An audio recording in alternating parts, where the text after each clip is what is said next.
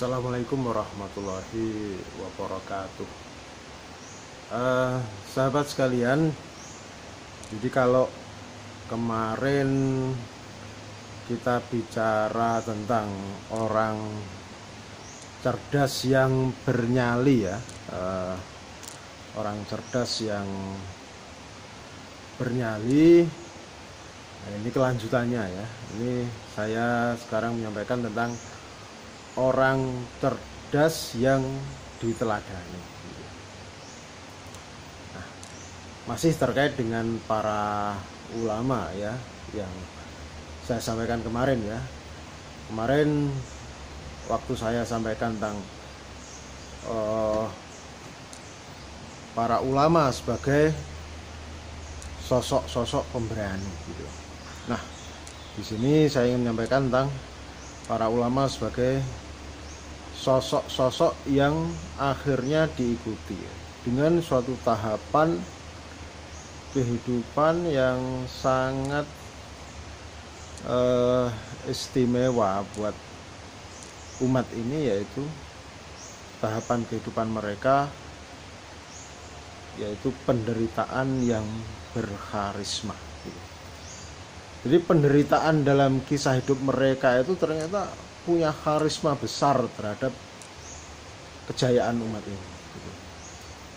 Itulah yang luar biasa dari kehidupan mereka. Nah, lanjut pada kisah kemarin ya. Waktu Imam Syafi'i di penjara, itu yang memenjarakan kan Khalifah Harun Ar-Rasyid ya. Bentar, saya posisinya ini agak kurang enak ini.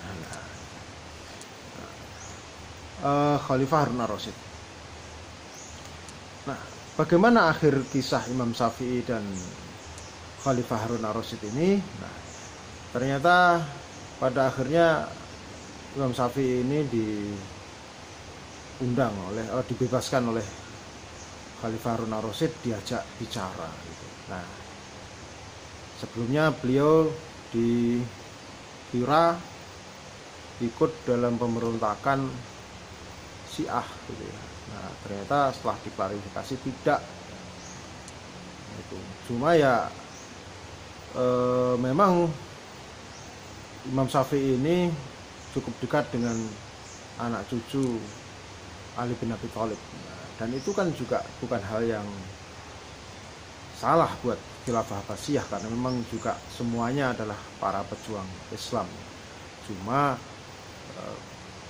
dikira Syiahnya itu yang sempat jadi masalah dengan Harun Ar-Rasyid. Pada akhirnya Imam Syafi'i ini diundang oleh Harun Ar-Rasyid ke istana Abbasiyah.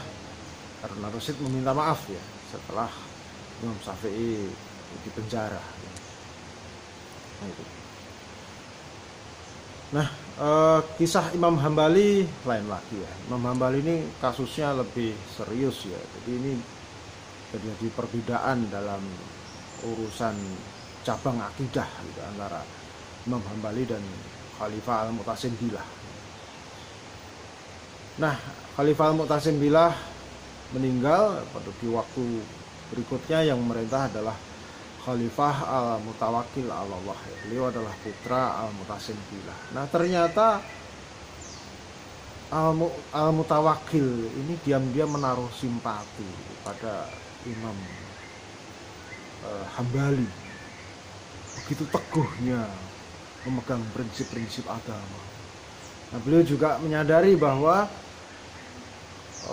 sikap ayahnya dalam kasus ini ya, terlepas beliau adalah tokoh yang sangat berjasa buat Islam, tokoh yang sangat dihormati buat Islam. Nah, sikapnya di dalam terkait dengan kasus perdebatan masalah akidah dengan Imam Hambali ini posisinya adalah salah gitu. Nah, tentu tidak bisa kesalahan itu semata-mata ditimpakan pada Khalifah Al-Mu'tasim, karena beliau juga didukung ulama yang lain saat itu, yaitu Ibnu Abi Duat gitu ya. Biasalah kadang-kadang ada ulama yang mendekat pada kekuasaan yang ujung-ujungnya berimbas pada ulama yang lain. Itu juga terjadi saat itu.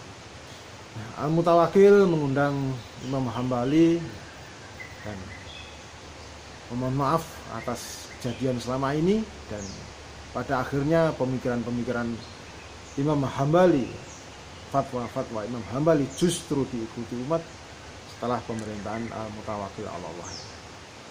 Sahabat sekalian, jadi kalau Anda misalkan Anda ada yang pernah melihat film ya, The Last Samurai ya, di mana saat itu Katsumoto dalam konfliknya dengan Kaisar Jepang ya, yang sebenarnya Kaisar Jepang masih muda, yang saat itu real memerintah adalah Perdana Menteri. Katsumoto akhirnya meninggal di medan perang. Nah, dia sempat nitip pesan pada Tom Cruise ya. Saya malah lupa tuh namanya Tom Cruise itu sebagai siapa tadi. Nitip pesan pada Tom Cruise. Nah, Tom Cruise ini membawa pesan dari Katsumoto, nah, kemudian disampaikan pada Kaisar Jepang gitu.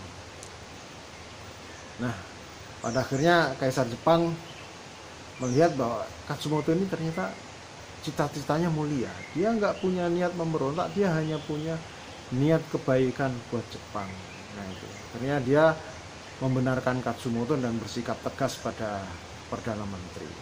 Jadi, sampai dia mengatakan kita mengikuti Barat dalam hal teknologi bukan berarti harus meninggalkan Jepang. Kita tetap jaga nilai-nilai Jepang. Nah kan seperti itu. Jadi secara ide pada akhirnya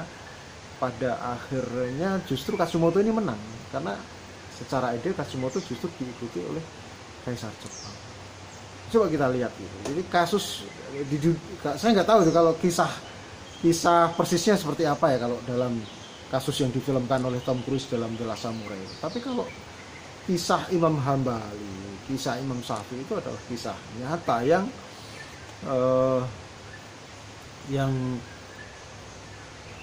banyak sebenarnya ulama-ulama yang seperti itu. Kadangkala orang itu, yaitu namanya juga manusia ya. Kadangkala orang banyak itu baru mau berubah setelah yang mengajarkan, setelah tokoh-tokoh utama mereka memberikan teladan yang luar biasa, yang teladannya nggak cuma dengan kata-kata, yang teladannya kadang-kadang resikonya adalah dengan penderitaan fisik, penderitaan mental, di penjara, dicambuk. Imam Hambali juga dicambuk, bahkan kadang-kala sampai terbunuh. Yang namanya orang yang sibuk dengan ide-ide dan ingin ide-idenya itu dipahami oleh orang banyak, bisa jadi idenya sendiri, bisa jadi penafsirannya pada suatu konsep tertentu, atau sekedar dia menyampaikan apa yang ditegaskan oleh Al-Quran dan Sunnah. Kadangkala namanya orang banyak baru bisa menerima setelah tokoh-tokoh mereka memberikan contoh yang bahkan risikonya adalah nyawa. Kalau kita misalkan melihat perselisihan Imam Ali dan Muawiyah bin Abu Sufyan ya, gubernur Syam, pada akhirnya Imam Ali terbunuh oleh kaum Khawarij dan yang memerintah selanjutnya adalah Muawiyah. Apakah Imam Ali kalah dalam sejarah? Tidak. Dua-duanya sebenarnya menang dalam sejarah. Karena sejarah Islam menempatkan keduanya sebagai sosok orang-orang yang mulia. Muawiyah bagaimanapun tetap punya jasa besar gitu ya, karena stabilitas pemerintahan yang kemudian membuat dakwah Islam bisa dilaksanakan itu juga atas jasa Muawiyah juga. Tetapi terkait Imam Ali, mungkin orang menganggap wah kasihan ya, akhirnya pemerintahnya sebentar terbunuh, kalah, tampaknya kalah, padahal sebenarnya enggak juga.